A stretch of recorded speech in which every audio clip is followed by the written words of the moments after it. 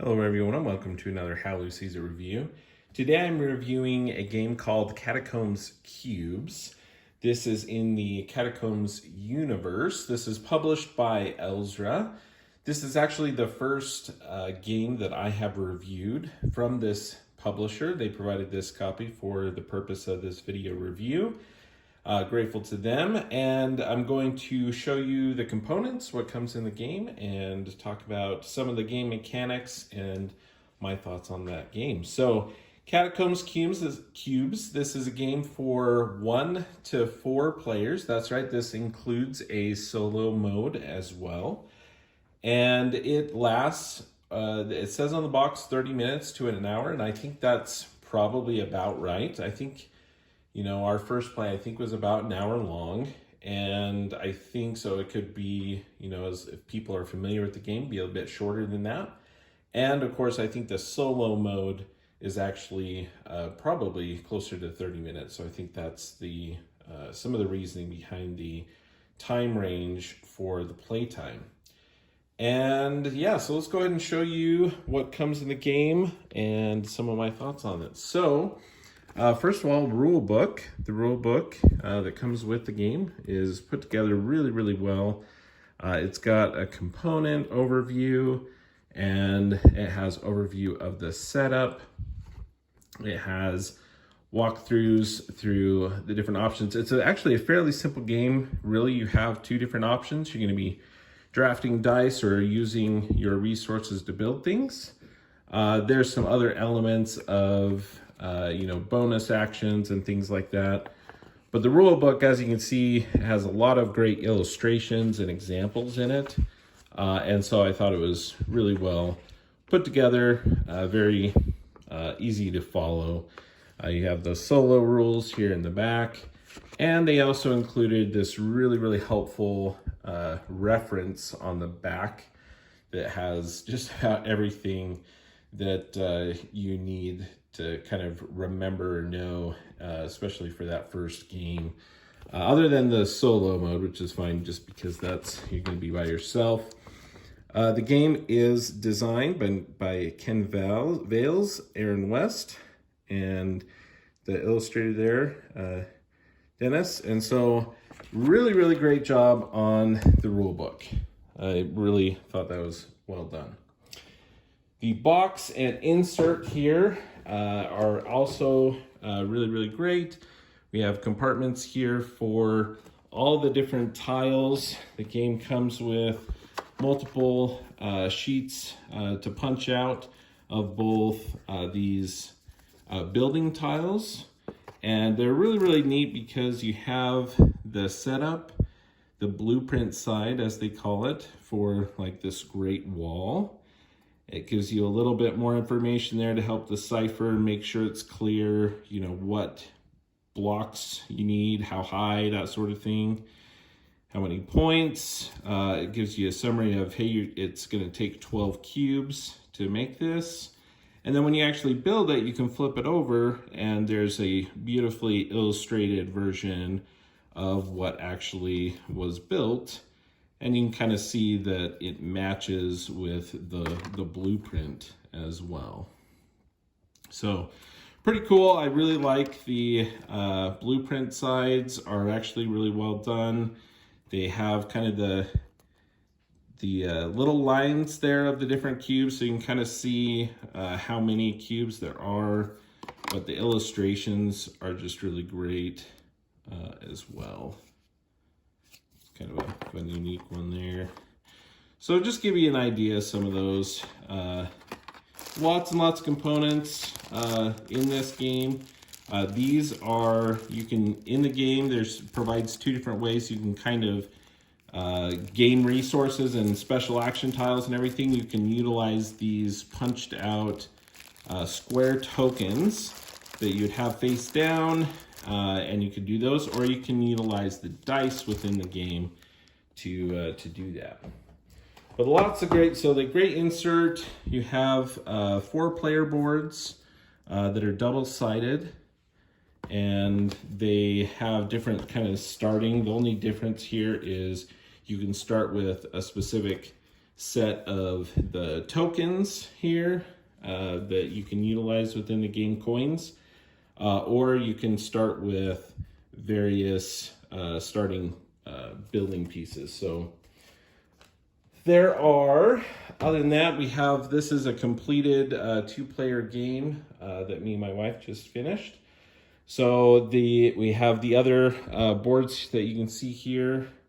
And over here we have a main board that folds in half that we have kind of a building zone with our blueprints available of what village tiles we can build. There's also the palace area where you can build certain palaces. Everyone contributes to those. And as they're built, they stay up. And so you have a really cool kind of visual as everyone's helping build these cool palace pieces. And the person who finishes the palace gets to play that into the center.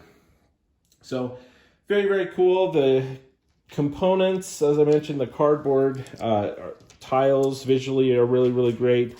They're also a really great thickness, great finish on them. They're just going to hold up really, really well. So the quality of all of the cardboard components is great.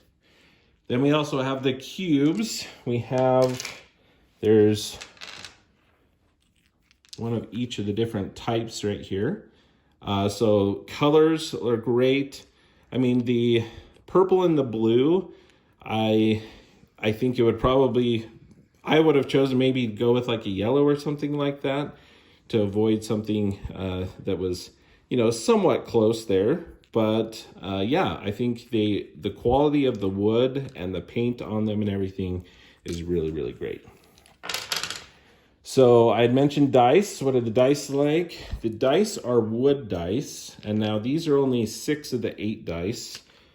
There's, depending on, if you play with more players, if you play with 4 players, you're gonna use this purple set of dice as well.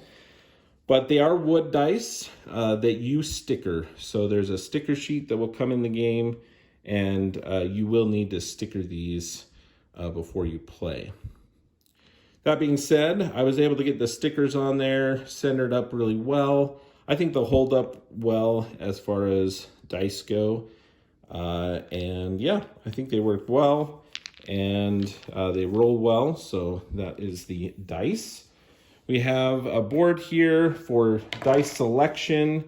The first player marker is a giant cube, which is pretty cool.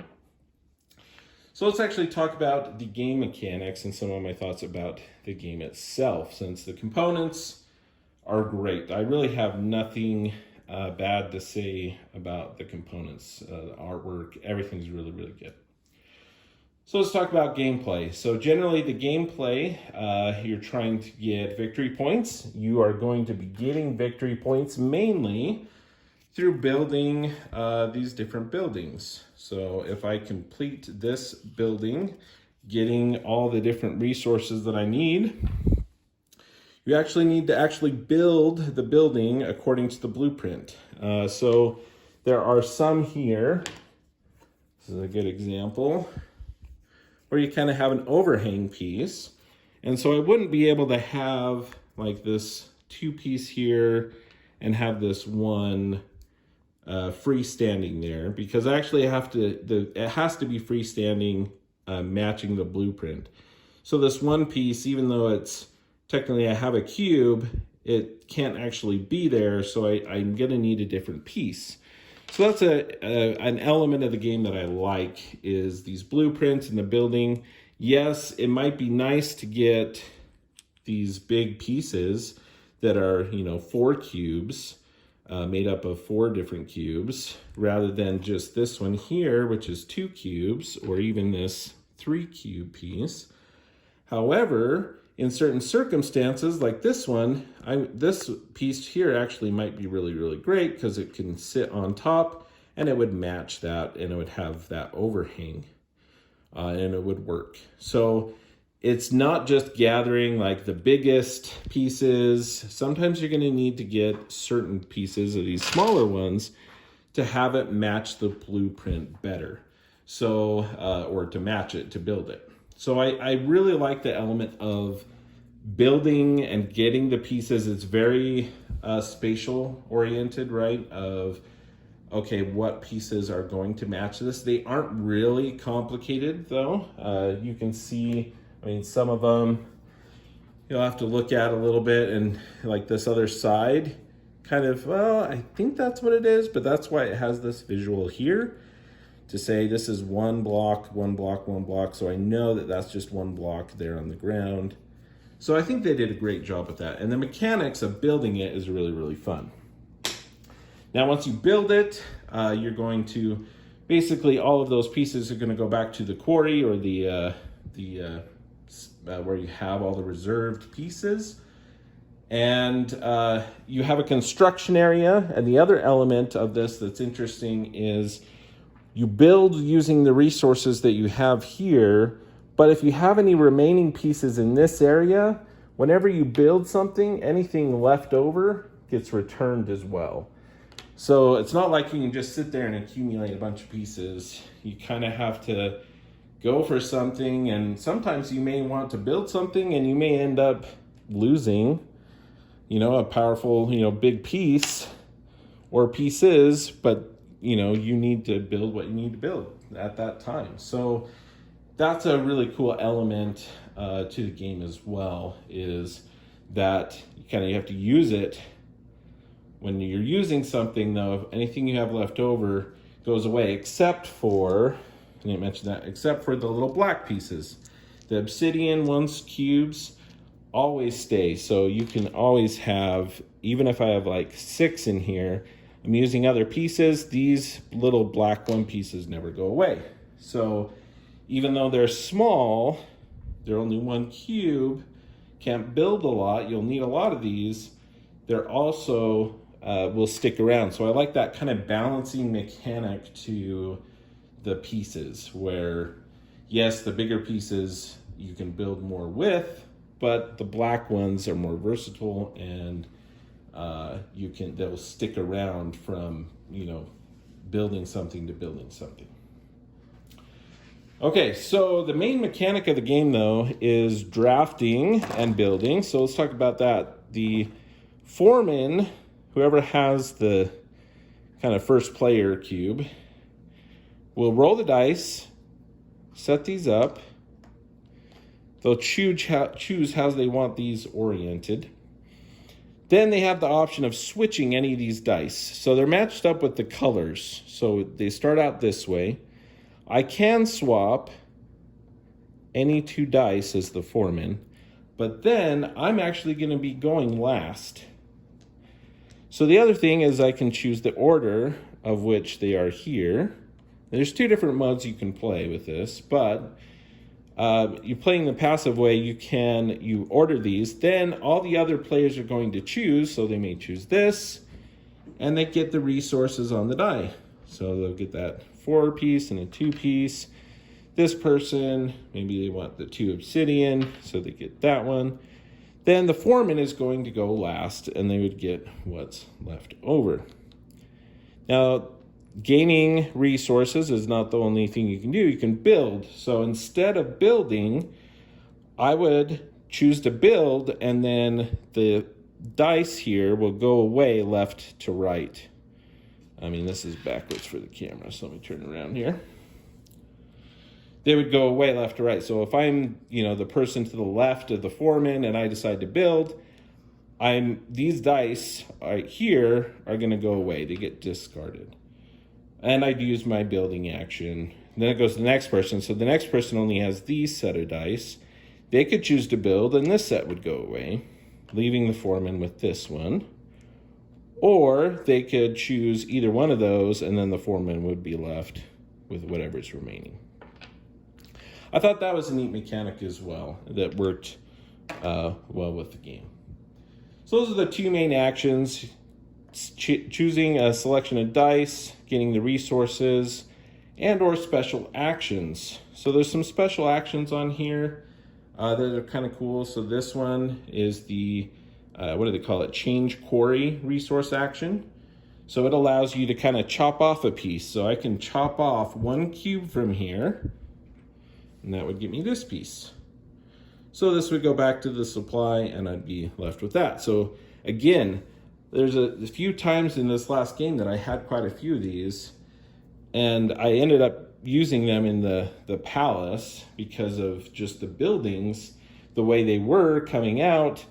This wasn't a real helpful piece for me at the time. It was 4 cubes in size, which is great, but it just didn't help me with a lot of the different blueprints. So, using that change core reaction to get something that would fit better one of the blueprints. You could also use it on any of the other pieces except for the obsidian, obviously, because you get rid of one from there, you would have nothing left. So you could turn this guy into one of those blue ones. You could turn this purple one into either a green by chopping off that guy, or into a gray by chopping off this piece.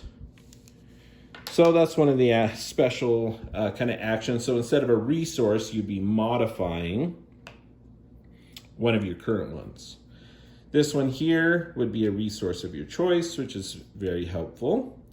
This one here, you get to add to the palace, which I kind of mentioned, but the palace is all the other building, when you're building a village one or your house, everyone has a unique kind of resident tile that they can also work towards building.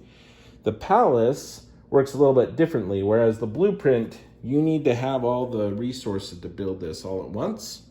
You turn those resources in, you build it, place it into the grid, which we'll talk about here at the end, and that's it. But with the palace, I think this is the one that we have built over there, this priory. So this goes from round to round, and there's certain actions, either from these coin tokens or from the dice, that allow you to help you build these palace tiles.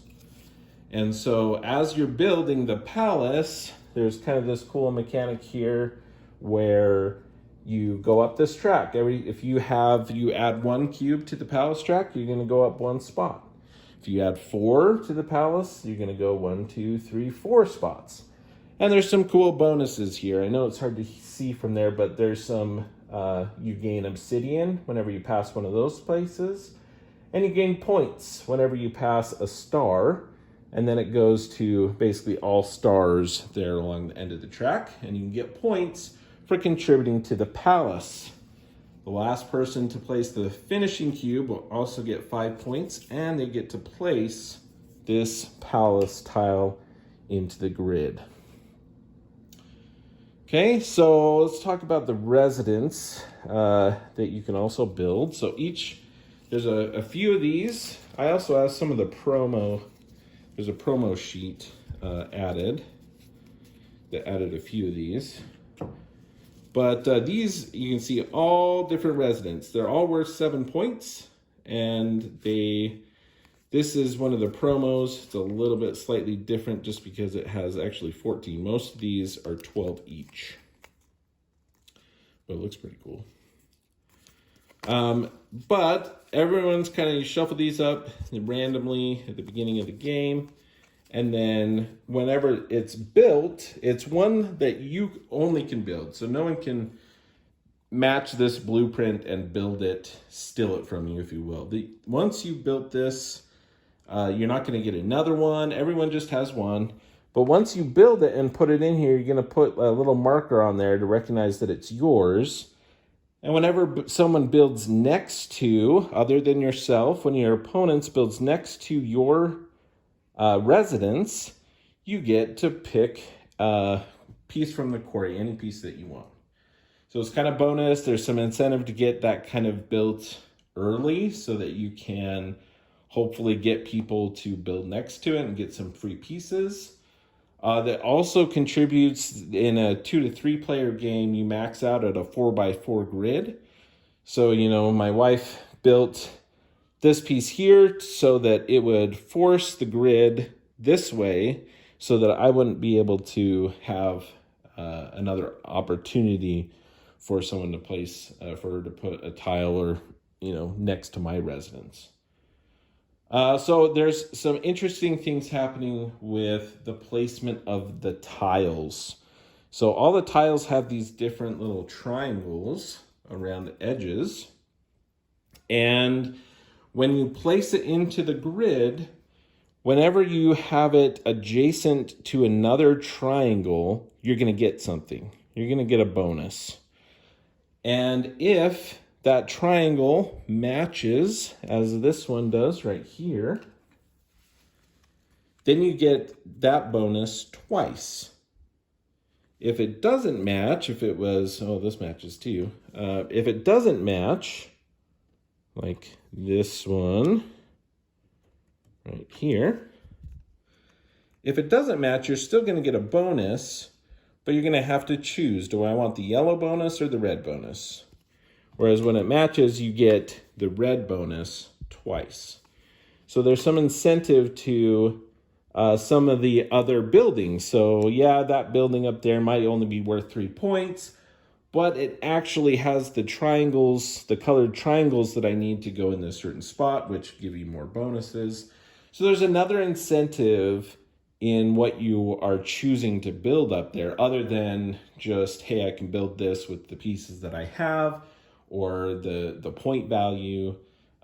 You also have, certain bonuses. This one allows you to add to the palace, as well as the 5 points, etc. But the triangles are also really important because as you place these, this is how you get the coin tokens. Now the coin tokens are double-sided. One side is going to have a coin on it, and the other side is either going to be red, silver, or blue. Now, what's really cool about these is they are some powerful actions that you can do in addition to your main action of either drafting dice or building. But they are also a scoring mechanic and have another purpose that you can use them for as well. This is how you get coins, is by actually building and putting them into the village square here. So as you collect these, they go face down in your player area, and you can utilize them for the bonus actions and abilities. You can simply use them for coins and do coin actions. So you can spend a coin, you can bribe the foreman anytime. So let's say the foreman set the dice up like this. And I really want this orange, and I want to be, I want to add to this, add to the palace. I could swap these two. And by bribing the foreman. So they would actually get that coin. But now I can choose to take the 2 that I want, not the pairs that were there before. You can also spend 2 coins, any 2 coins. So let's say I have a red and a blue, but I really want a gray. So I could turn these 2 in, and those would go back to the supply, and I would be able to get a gray coin. We'll talk about why those are also important in a second. The other and last coin action you can do is you have 3 coins. If you spend 3 coins, you can get any building resource that you want, any of the building cubes. So there's versatility in utilizing that. Now that's pretty expensive, and I wouldn't see that happening maybe too much, because at the end of the game, there's actually additional scoring that goes with these coin tokens as well. Now I had mentioned that these were face down during the game because your opponents, they may know, oh yeah, they had that, but they don't know for sure. They're not face up during the game, because at the end of the game, you're going to go through a color majority of these tokens, of the coins. So at the end of this game, I actually had majority blue, 3-1. And whoever has the most gets 5 victory points. Whoever's second most gets 3 victory points, and so on. So there is incentive to keep those tokens at the end of the game. So at the beginning of the game, most likely you're going to be spending those quite frequently to utilize the different actions. But as the game gets closer and closer to the end, you're going to be hoarding these because you want to see if you can get the majority to get more points. So I got 5 points. Now to get the second place, you have, for the 3 points, you have to at least have 1. So here I had majority blue and silver, and so I had 10 points from those. But my wife had at least 1 of each, so she got 3 points. So there was only a total of 4 points that I got over her for that majority. And then she had majority of the red, so she got 5 points. I got 3 points for that. So there's some end scoring there, and that made it really kind of interesting throughout the game as well, because these actions can be quite powerful and very useful, but you also don't want to spend them all necessarily because you're trying to work towards these majority bonus points at the end of the game. And that was really interesting because me and my wife, we actually both ended up with 60 points this game. So very, very close. And it was really interesting because we had moments where she was really ahead there, and then I spent a lot of time and effort as she built more buildings than I did. But I spent a lot of my resources and tokens to try to get these red tokens, which there's ways that you can generally add 1 black cube and go up 1 space on that track. But if you spend this, you can add any piece from your construction or warehouse area here to the palace. And so there was one turn where I turned in 2 of these, and I added 2 things, for a 4 and a 3 for 7. And I got a bunch of points from that. I was able to finish the palace and get that played there. So there's a lot of interesting kind of dynamic about these coins, which is, I thought, really kind of a cool mechanic as well within the game. Yeah, so I'm sure I didn't cover every single little thing, but I did cover quite a bit of the mechanics and the feel of the game, and give you some of my thoughts on those. It's a really fun game. I think it's an enjoyable one. I enjoyed especially, again, the visualizing and the building of the different buildings. I do appreciate and like the fact that these palaces are something visual that remains there. Another kind of interesting element is that once these palaces are built, those cubes actually never get recirculated back into the supply. So there's also a potential limiting factor of what you can do there. Now, as the game goes on, especially with more players. Now, we never really ran out of cubes and resources. We kept recycling through. But they have, some stuff in the instructions that account for that. If you need an orange, for example, and you're playing one of the modes, you would just simply then take the cube down. So in this case, it would be, they kind of have a hierarchy of cubes. You would take a gray one instead. So there is resource limited. Again, didn't really see that coming into play at all with the 2-player game. But with 4 players, I could definitely see that being more of an issue as people are kind of gathering things. It's going to be more limited on what's available. And as these palaces are built, less and less of the cubes are available as you continue on. Now, I mentioned there's these tokens that you can use instead of dice. Instead of rolling the dice, you kind of have a different mechanic here where you actually are drawing or picking up these dice that are shuffled and face down, and one at a time that foreman is deciding what goes where. So it does make the game a little bit different. Also, the solo mode utilizes those in what you're building there, and whatever you're not building or utilizing is the opponent, the game will kind of continue with victory points and kind of subtract from your victory points at the end. So very, very well designed, put together game here with great components.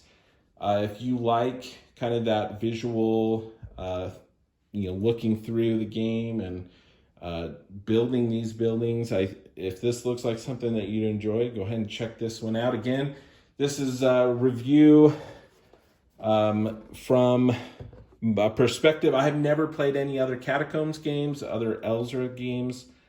So this is like fresh look. I've heard that it's, it doesn't, again, it's in the Catacombs universe, but that's a dexterity game. This is, a resource gathering, drafting game with kind of building. It's not a set collecting, but you're gathering resources to match a given blueprint. And then you have the added mechanic of putting it in here to get these coin tokens and or other building resources. The black ones here get you obsidian, the yellow more points. So there's a lot going around in the game, and I think it's pretty well balanced considering, we just finished with the tied game here. The tiebreaker, because I did have a tie game, I'll mention, is whoever has the most coins of any color, just adding up your coins. And that was our tiebreaker in this game here. So very, very great game. Enjoyed Catacombs Cubes. And that is how Lou sees it.